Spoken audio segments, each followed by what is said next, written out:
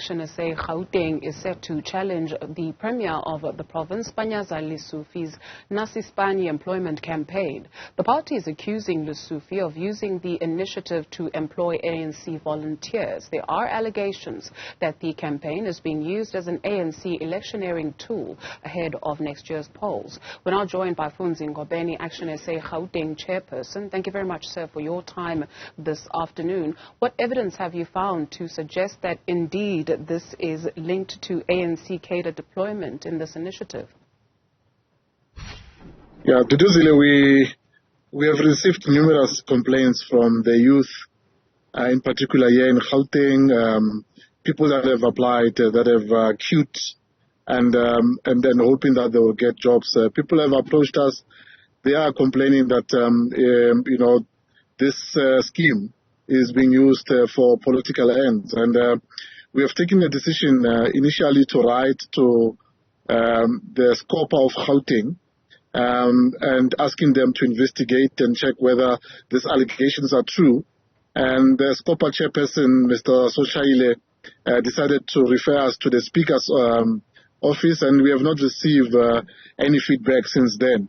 We have now taken a decision that we must embark on a prior application, and that is something that we think will be able to assist us to determine whether these people that are being hired are actually ANC cadres and people that are hired for political ends. So the reason for this approach is to get to the bottom of these allegations that have been leveled against Panyaza Lesufi and the ANC in Gauteng.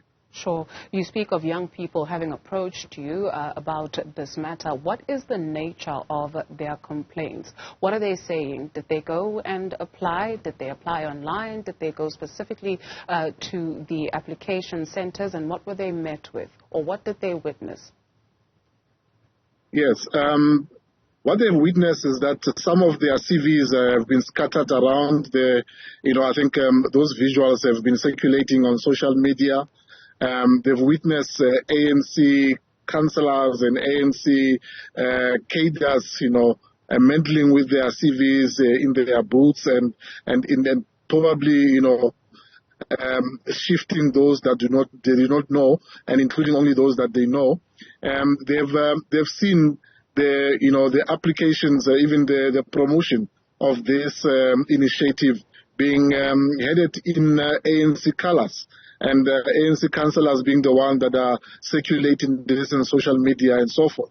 That has made them to believe that this is not a fair process, it's not a transparent process, and they've asked us to do anything that is possible to assist them. And we have taken an approach that let's get the information from the government using the PIA application so that we are able to see who are the people that they've actually being considered for these positions, and comparing to see whether these people, ANC branch members, and then we can be able to make a determination of these allegations. So we thought that it's important that we must not ignore these cries. We know that this ANC, it's, for longest years, they've ignored the plight of young people, and suddenly now that it's going to elections, we see them advertising posts left and right. So it's something that we thought it's important we must pursue up until the end. With some 8,000 jobs up for grabs across Gauteng, we are understanding that there have been queues, especially at these centres where people are meant to go drop off their CVs. Have you satisfied yourselves as ActionSA and gone physically to some of these centres to witness and interview people and speak to them about what they've been faced with? Yes, no, we have done so, and I think a lot of people are saying, look, we've been waiting for many years to get opportunities in government, and as you know, the youth unemployment rate here in Gauteng is sitting at a staggering 63%. So a lot of our young people are roaming the streets every day, looking for opportunities, and others are actually falling off, eventually, getting engaged in drugs, abuse, and criminal activities. So young people were saying to us they don't have any faith in the process. They don't think this process is transparent, and it's important for us as political parties that we exercise accountability and request transparency. When this kind of things happen.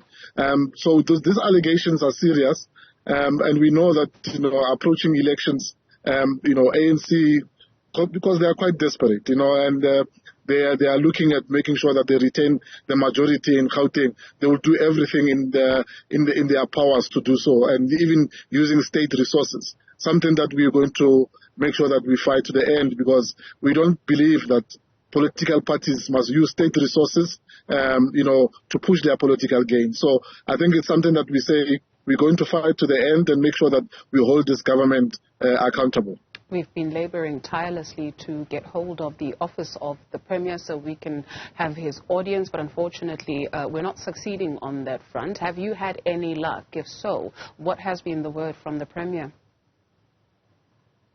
No, we haven't. We haven't had any luck. I mean, as I said, on the 22nd of June, we wrote to his government here, the public accounts unit or SCOPA in Gauteng. We received a response, but that response was that we are referring you to the Speaker's office, and the Speaker's office has not responded to us. So we will send this application for information to be disclosed to us. If we do not get a response, we will, make an appeal. And according to the law that we have to appeal that process. And if we don't get joy there as well, we'll be left with no choice but to go to court. Because, the law, allows us to get information from a state organ using this application. And we think that there's no reason that they should not give us that information, particularly if they are confident that their processes are transparent. They should gladly, provide us with that information so that we can be able to scrutinize it. ActionSA Gauteng Chairperson Funzi Ngobeni, thank you very much, sir, for your time this afternoon.